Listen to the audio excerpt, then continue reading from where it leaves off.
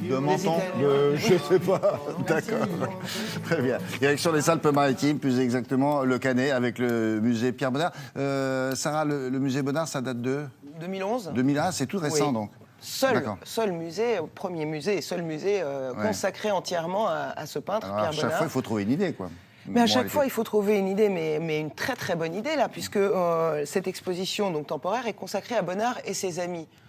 Pour nous montrer quoi? Que Bonnard n'était pas un naze, qu'il était très cool et qu'il avait plein d'amis, bien sûr, mais surtout aussi comment tous ses amis et comment Bonnard, ils se sont tous mutuellement influencés. On retrouve dans les tableaux de Bonnard et dans les tableaux de Matisse, de Monet, les influences des uns et des autres. Alors, par exemple, avec Monet, qui était quand même déjà une énorme star et qui était l'aîné de Bonnard, Monet va faire appel à Bonnard pour avoir son œil un peu jeune, un peu frais. Il va s'inspirer du talent de Bonnard. Et donc, ils vont se conseiller. Ils ont les mêmes passions, par exemple, pour la nature, pour les jardins. Ils sont à la fois amis et rivaux. Pas vraiment, oui. Sur le papier, oui. Mais en fait, ils sont très amis et ils vont s'apporter énormément. C'est ça qui est frappant chez ces gens. Ils n'hésitent pas à s'aider, à s'entraider. Oui, à s'entraider. Alors, par exemple, avec Matisse, ils ont un truc qu'ils ont trouvé. Par exemple, ils aiment beaucoup la lumière. Comment amener la lumière dans un tableau? Ils vont peindre des fenêtres en permanence. Ils ont besoin de fenêtres. Alors Matisse, c'est une lumière beaucoup plus blanche, beaucoup plus éblouissante. Chez Bonnard, ça va être une lumière un peu plus chaude. Il a besoin de faire rentrer le soleil, etc. Mais il y a toujours cette présence de fenêtres absolument partout et dès qu'il peut. On va vous présenter donc Bonnard, qui n'a jamais voulu appartenir à quelque mouvement que ce soit. Vous allez voir que... Un peu quand même les Nabi. Nabi au tout début, mais très vite, il s'en est éloigné, mais jamais de ses amis et jamais de leur influence. Je vous propose d'aller directement au musée Bonnard, au Canet. Regardez. L'exposition s'appelle Bonnard entre amis, Matisse, Monet, Vuillard. Pour lui, c'était plutôt les amis qu'il aimait, mais il a toujours dit qu'il ne voulait être d'aucune école, et il l'a dit ceci dès 1892.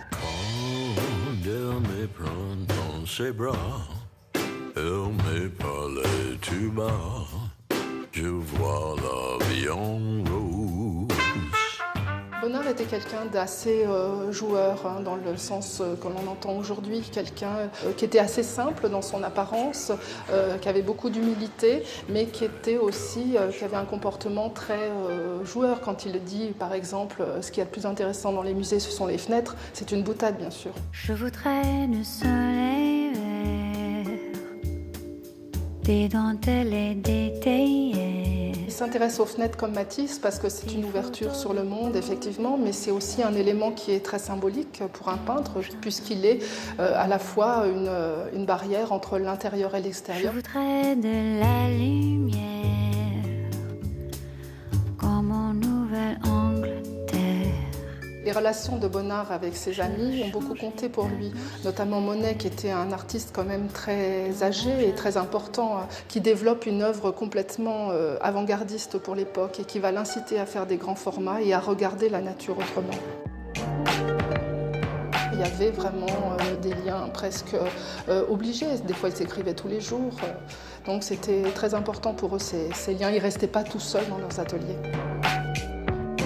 Les œuvres de Bonnard sont en apparence assez simples, les sujets sont simples, mais en même temps, il complexifie totalement ses compositions. Il essaye d'égarer un petit peu le spectateur. Il y a des œuvres assez rares dans l'exposition. Il y a par exemple un tableau de Pierre Bonnard qui s'appelle L'été en Normandie, qu'on a peu l'occasion de voir en France. Il y a aussi bien sûr les 3 tableaux de Monet que nous présentons, qui sont vraiment aussi assez rares, à la fois sur le pont japonais, le Saule pleureur et la maison vue des roses, et bien sûr des tableaux de Bonnard. Bonnard n'est jamais satisfait de ce qu'il fait. Il en est au point que quand il visite les musées ou les collections privées dans lesquelles ces tableaux sont accrochés, il essaye de demander à la personne qui l'accompagne d'occuper la personne qui est là, qui est propriétaire donc, du tableau, pour pouvoir aller retoucher ne serait-ce qu'une couleur d'une chair ou d'un feuillage. Et c'est ce qui est assez sensible chez Bonnard, c'est cet aspect d'être jamais content et de penser qu'on peut toujours aller faire mieux.